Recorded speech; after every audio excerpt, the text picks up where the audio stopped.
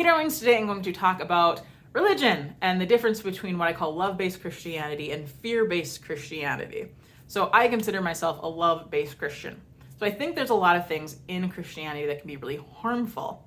Anything that's against just a natural sex drive, anything that's against the alphabet mafia, anything that's just a normal human thing where people will feel all this condemnation and guilt around it.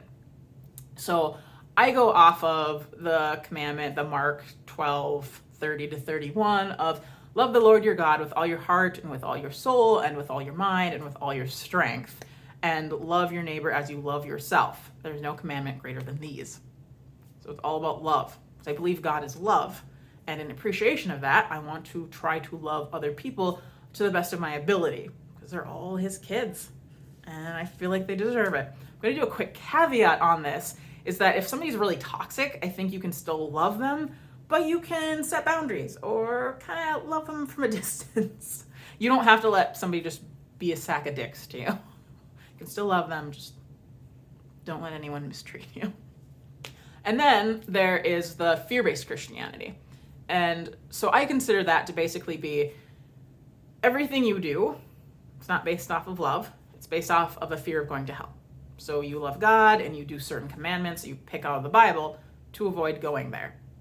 And I think this is really problematic because I think a lot of the idea of hell is man-made. Because there's Dante's Inferno, that's where we get a lot of the imagery of it. And then even the translators of the Bible, I think, skewed things. So there was a word for the afterlife. And if in the Bible they're just talking about the general afterlife, they would use that word, that name for it.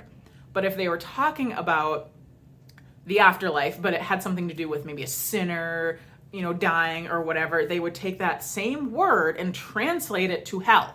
So instead of the name, they'd be like, oh, hell. And so even the people who were translating the Bible have skewed things. And so it's really frustrating to me that there are people living in fear of something that I don't know if it even exists, or at least exists in the way that we think it does. And even if it does exist that way, I think living in that fear would feel so stifling and like you're trapped. And I would much rather live off of grace and forgiveness and love than, oh no, I don't want to go to this terrible place. And then I feel like people really want to police those around them so that they also don't go to this terrible place. But then you're taking away people's autonomy. I don't think that's healthy. And so this has been on my mind a lot because both my partners are dealing with very religious families, because both of them have left the church, have been polyamorous. And so, my male partner's family sees that as, breaking his marriage vows, and they live in a duplex, and the parents don't even want to live next to them anymore because they're sinners. They might be going to hell, and so they don't even want to be a part of that.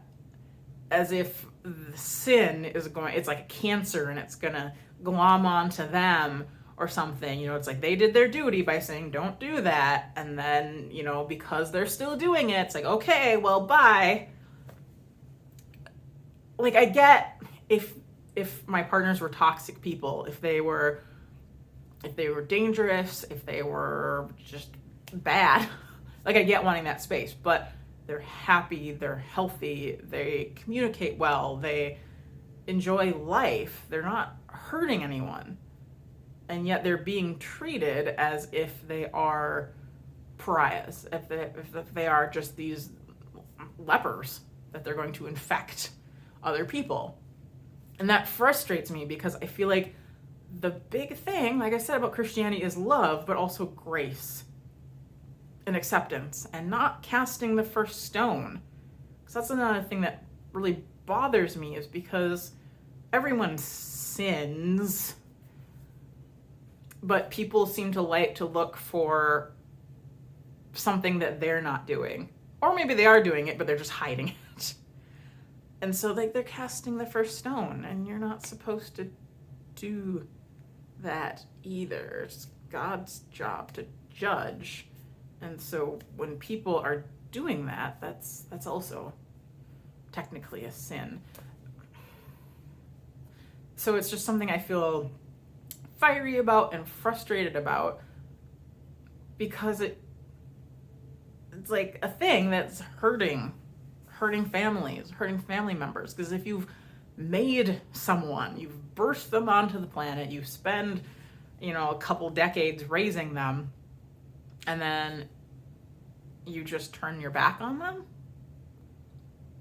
because of how you're interpreting the Bible, I feel like that's super problematic and super, super sad. Because I feel like as Christians, we should be love. We should be accepting. We should be there for people. Because that's what God would do. So, yeah, I feel sad and frustrated about that. But I want to put this out there that there is a different way. You can love God.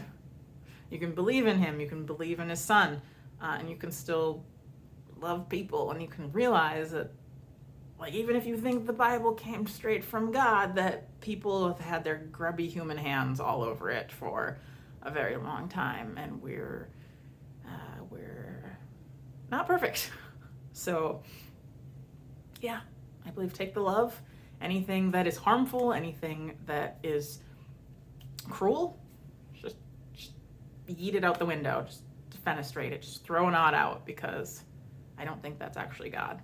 I think that's just people muddying things up. Okay, bye.